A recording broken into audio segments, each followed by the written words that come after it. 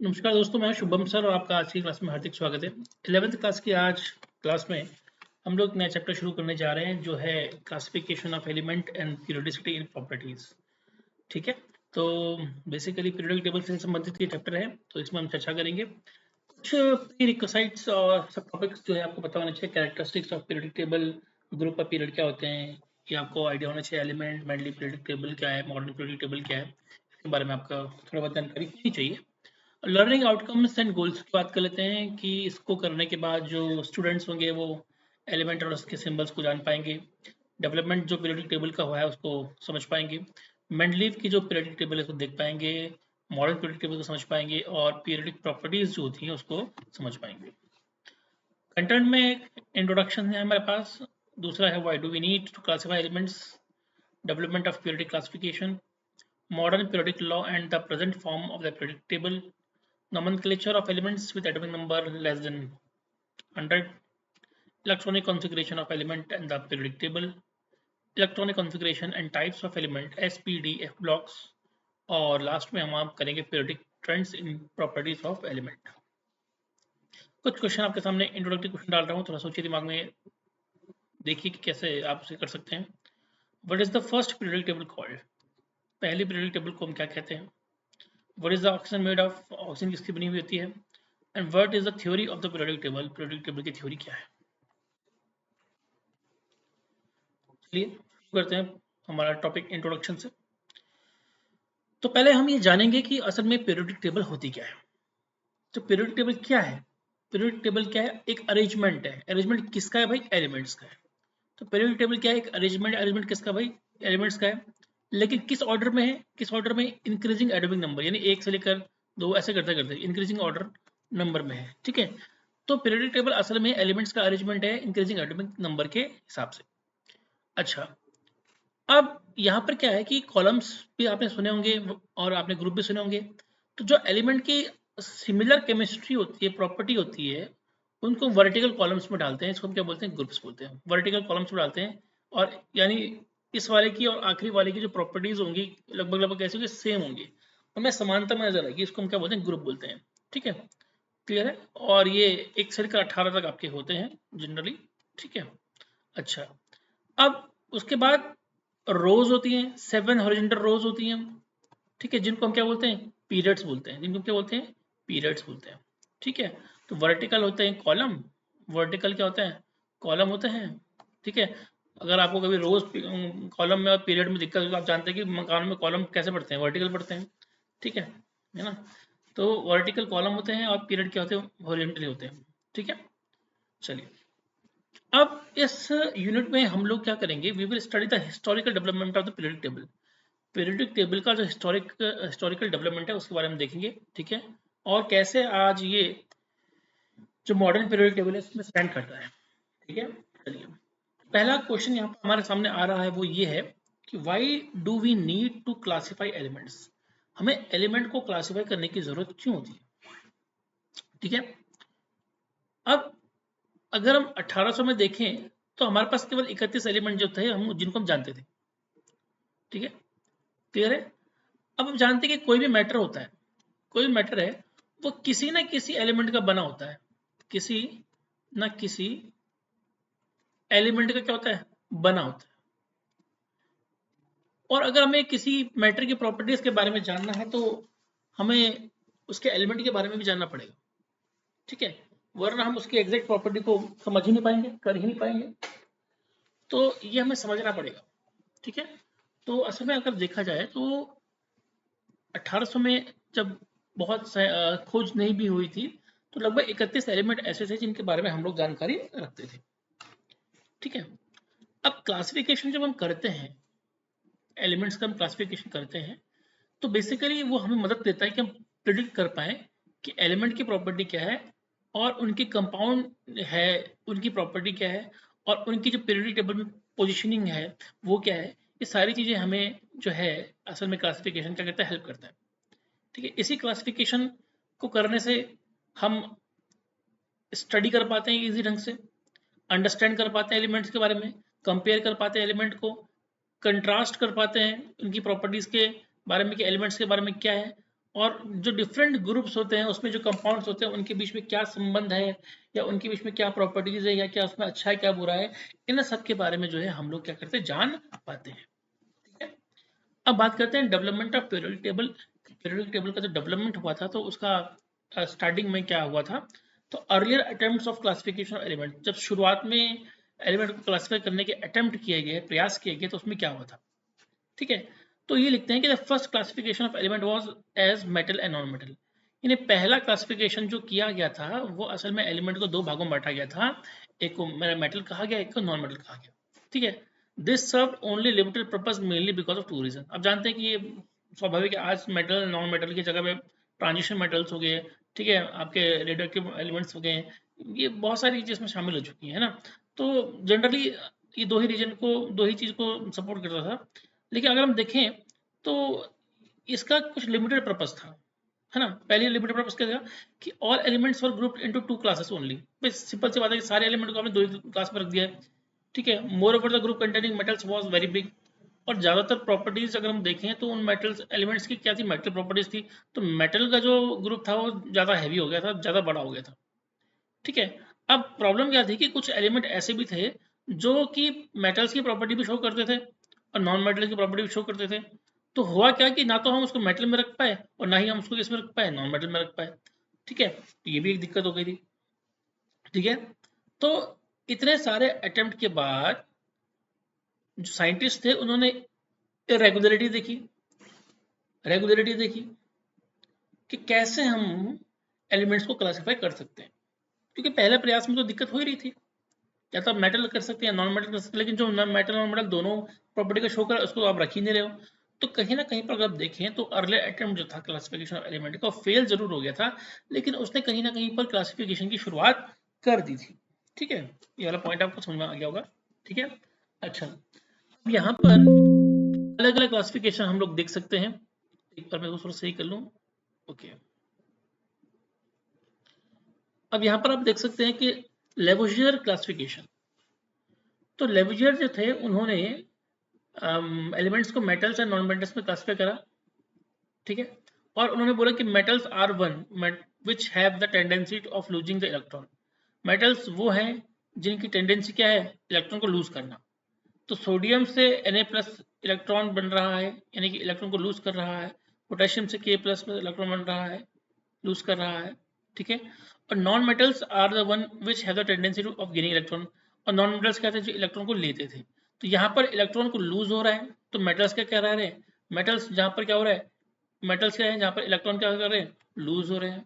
और non metals क्या है, नॉन मेटल यहाँ पर क्या है, एक्सेप्ट इलेक्ट्रॉन हो रहे हैं, यहाँ पर इलेक्ट्रॉन क्या हो रहे हैं, यहाँ पर एक्सेप्ट हो रहे हैं। तो ये वाला पॉइंट लेवोजियर ने बोला था। अब इसके कुछ ड्रॉबैक थी, इसकी कुछ लिमिटेशन थी। अब क्या ड्रॉबैक थी, क्या लिमिटेशन थी, ये कहते हैं कि as the number of element increases, जैसे जैसे एलिमेंट के नंबर इंक्रीज होते थे, the classification became insufficient for the study of element. जो क्लासिफिकेशन था वो बहुत ही इनसफिशिएंट था एलिमेंट की स्टडी करने के लिए, मतलब उसमें पर्याप्त तो नहीं था। ठीक है, उसमें कमियां थी।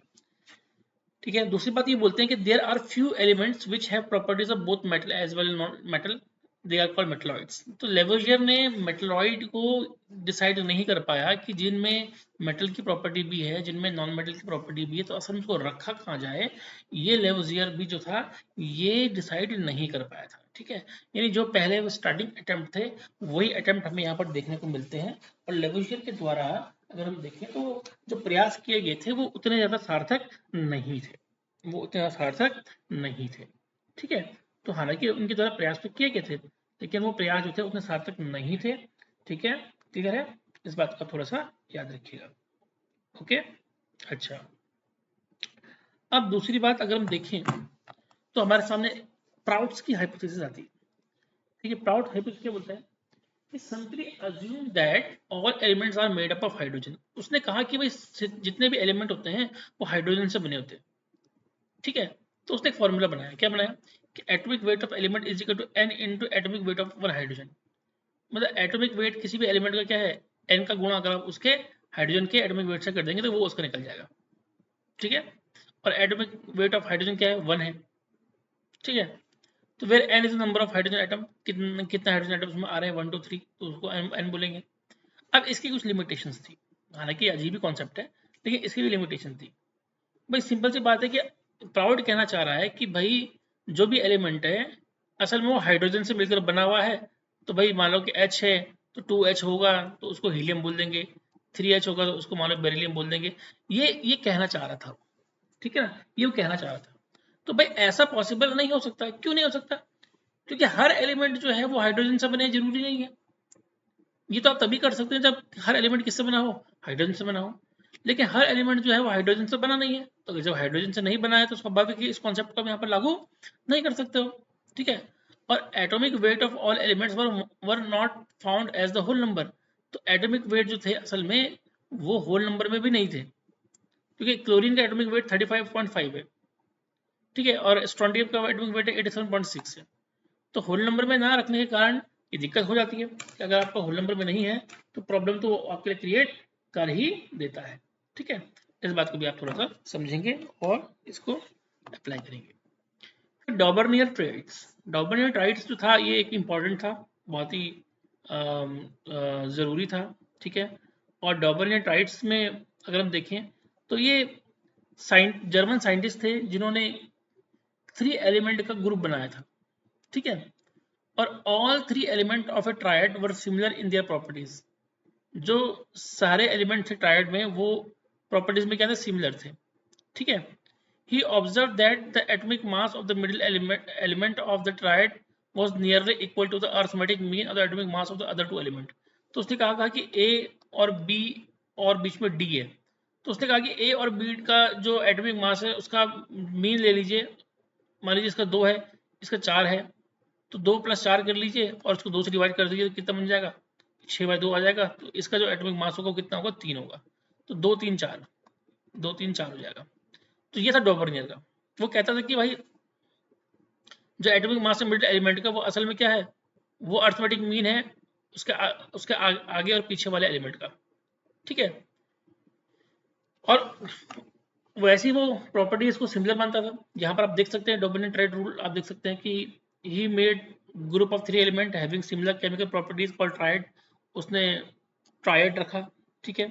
और in dominant triad atomic weight of middle element is nearly equal to the average atomic weight of first and third element. यहाँ पर आप देख सकते हैं कि ब्रोमीन का जो है एटॉमिक वेट है वो क्लोरीन और आयोडीन के बिल्कुल मीन के बीच में जा रहा है, लगभग लगभग उतना ही जा रहा है, सभी में उतना ही जा रहा है। Lithium sodium potassium, relative potassium में अगर आप देखेंगे तो लिथियम और उसका एवरेज वेट अगर आप निकालें तो लगभग लगभग कितना 46 आ जाए, तो 23 वो जा रहा है।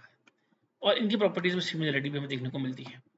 तो कहीं ना कहीं पर हम देखें तो ये हल्का फुल्का हमें देखने को मिलता है कि हाँ थोड़ा बहुत तो ऐसा लग रहा है कि ये हो सकता है, ठीक है, मतलब ऐसा क्लासिफिकेशन जनरली हो सकता है, ऐसा लग रहा है, ठीक है। अच्छा, where x is equal to average atomic weight, जो एक्स है वो क्या है, एवरेज एटॉमिक वेट है। तो K R B C S P S S B S S T ये आपका क्या है, एग्जाम्पल है। अब इसकी कुछ लिमिटेशन थी, इसके कुछ ड्रॉबैक भी थे, ठीक है। क्योंकि हर एलिमेंट को ट्राइड के अनुसार आप अरेंज नहीं कर सकते, ठीक है। और ये डी और एफ ब्लॉक एलिमेंट में एप्लीकेबल भी नहीं होता है। तो हर किसी को आप ट्राइड के अनुसार डिफ्रेंशिएट नहीं कर सकते हैं, और डी और एफ में ये नियम तो लागू होता ही नहीं है, तो फिर वहां कैसे करोगे, ठीक है। फिर आया आपका Newland law of octaves. Newton law of octaves जिसमें आपको देखा भी होगा सारे गामा, है ना, सारे गा मा पा धा नी सा। तो पहला वाला फर्स्ट एक मिनट चाहिए, 1 2 3 4 5 6 7 8। तो पहले वाले का जो प्रॉपर्टी होगी वो 8वें वाले की प्रॉपर्टी के बराबर होगी। ये एक तरीके से क्या है, न्यूटन लॉ ऑफ ऑक्टेव कहलाता है। इन 1864 जॉन अलेक्जेंडर न्यूलैंड जो इंग्लिश केमिस्ट थे उन्होंने नोटिस किया कि when element are arrange in increasing order of their atomic masses every 8 element has property similar to the first element. तो प्रत्येक 8वें element की प्रॉपर्टी जो है वो पहले एलिमेंट की प्रॉपर्टी के साथ मैच करती है। उसी को उन्होंने क्या बोला, न्यूलैंड लॉ ऑफ ऑक्टेव्स बोला, ठीक है। तो उन्होंने इस तरीके से अरेंज किया अपने एलिमेंट को इंक्रीजिंग ऑर्डर में कि पहले की प्रॉपर्टी जो फर्स्ट एलिमेंट की और 8th एलिमेंट की प्रॉपर्टी हो कैसे जो सिमिलर हो, जैसे म्यूजिकल वोवेल्स में हम देखने को मिलता है, ठीक है। और एक बात और भी थी कि जिस समय न्यूलैंड ने ये चीज करी थी उस समय 1864 में, उस समय इनर्ट गैसेस का कॉन्सेप्ट नहीं था, तो वो इनर्ट गैस के बारे में जानते नहीं थे। तो इनर्ट गैस वाला जो कॉन्सेप्ट था वो कॉन्सेप्ट एग्जैक्टली एग्जिस्ट नहीं करता था, तो इनर्ट गैस के बारे में वो जानता नहीं था। इस बात को भी आप याद रखिएगा, ठीक है, तो वही वाला आपको मैंने बताया था। ठीक है, तो वही चीज़ इसमें इसमें दिखा रखी है। अब यहाँ पर कुछ प्रैक्टिस सेट है कि बच्चा, तो फॉलोइंग इज डोमिनेंट ट्रेड्स, कौन सा डोमिनेंट ट्रेड है?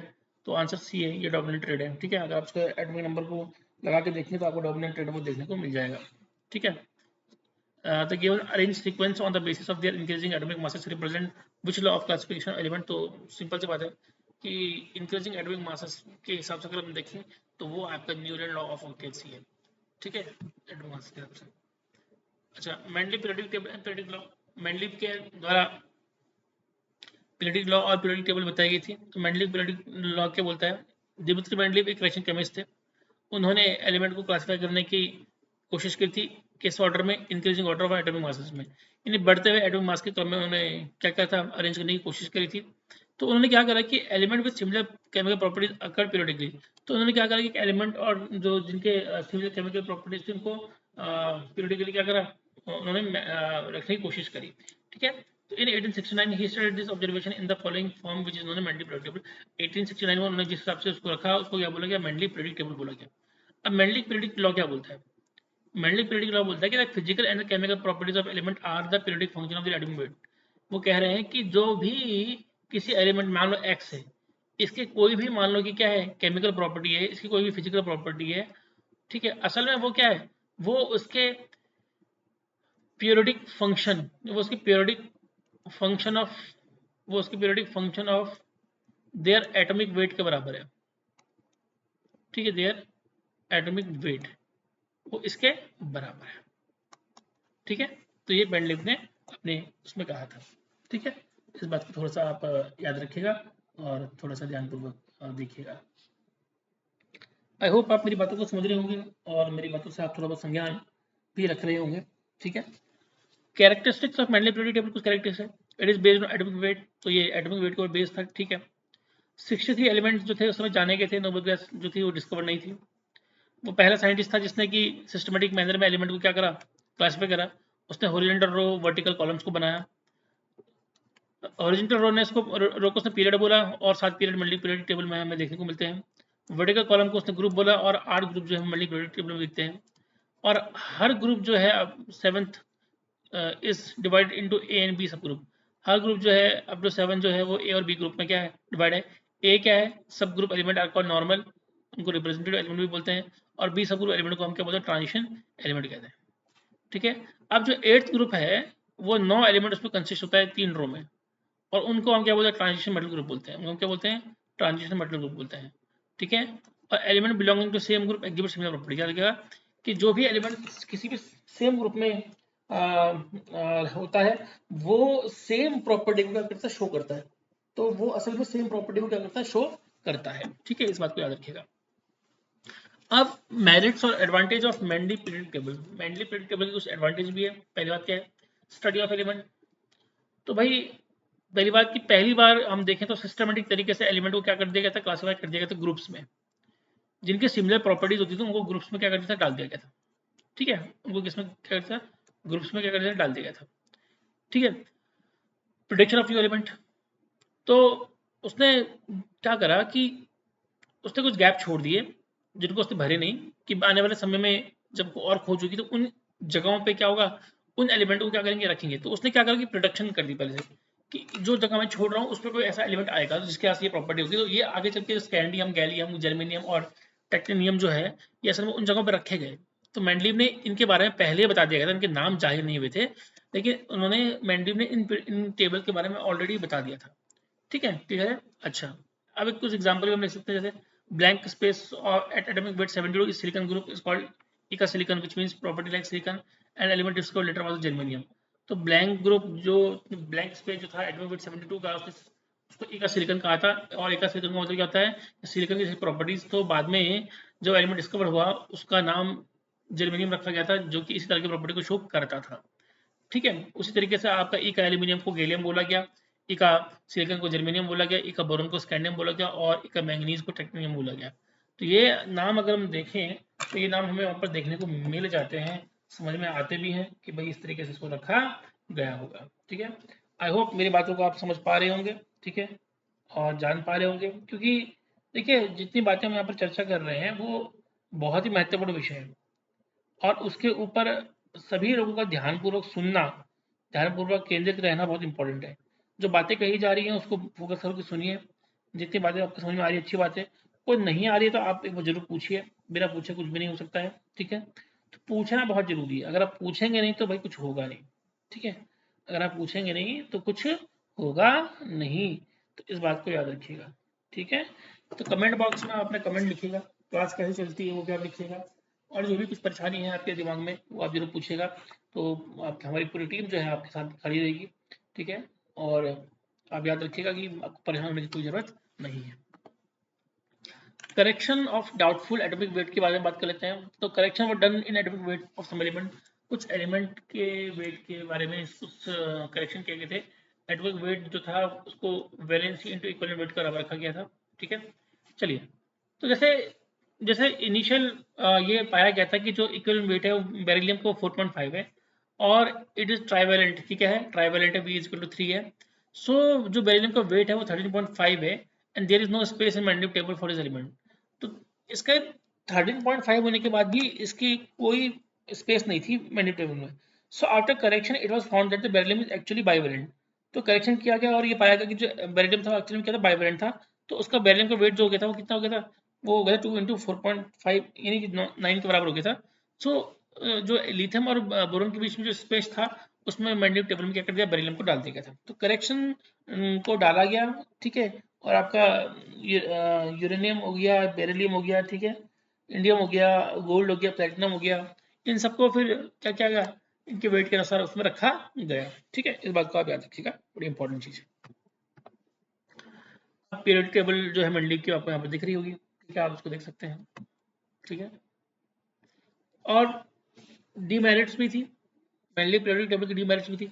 पोजीशन ऑफ हाइड्रोजन थी, वो एल्केलिन में भी थी और हाइड्रोजन में भी थी, दोनों जगह दिखा रहा था, जो कि पॉसिबल था। वो डिसाइड नहीं कर पाया कि इसको हाइड्रोजन हाइड्रोजन को कहाँ पर रखना है। पोजीशन ऑफ आइसोटोप्स, जो एटॉमिक वेट ऑफ आइसोटोप्स थे डिफर थे, तो उनको किस पोजीशन में रखना है वो नहीं बता पाया था। An anomalous pairs of element जो इंक्रीजिंग क्वांटम एटॉमिक वेट के अनुसार रखे गए थे, वो फॉलो नहीं कर पाए, कि कुछ पेयर जो थे फॉलो नहीं कर पाए। तो ये सारी कमियां थी मेंटली प्रेडिक्ट टेबल में, ठीक है।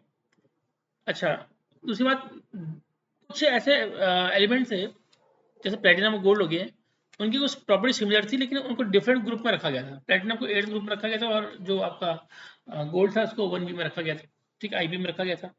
तो ये भी था। और जो अनलाइक एलिमेंट थे उनको सेम ग्रुप में रखा गया था, जैसे सोडियम पोटेशियम के साथ जो था वो असल में CuAgAu को प्लेस कर रखा था, ठीक है, ये तो अलग ही बात होगी। और ये भी क्लियर नहीं था कि जो लेंथेनाइड और एक्टिनाइड है वो कैसे थर्ड ए ग्रुप में और थर्ड बी ग्रुप में कैसे उसको रखा गया है, ये भी क्लियर नहीं किया था, ठीक है। और दूसरी बात, कॉज ऑफ पीरियोडिसिटी, कि why physical and chemical properties repeated in group, ये भी बताया नहीं गया था, ठीक है। तो कुछ क्वेश्चन हमारे सामने है, which of the following forms of basic of the modern periodic table, तो वो है एटॉमिक नंबर, ठीक है। Which of the following is the most reactive element of the group 17, कौन सा है, फ्लोरीन, आप जानती हैं। Atomic weight of an element X is 39 and that of element Z is 3132. Atomic weight of their intermediate element is Y as per dominant, it will be क्या होगा, 85.5 होगा, याद रखिएगा। Which of the following element was present in the Mendeleev periodic table, तो वो है none of these, कोई भी नहीं है, ठीक है। चलिए, तो नेक्स्ट टाइम हम पढ़ेंगे मॉडर्न पीरियोडिक टेबल। आज की क्लास को इतना करते हैं, तब तक के लिए धन्यवाद, मिलते हैं अगली क्लास में।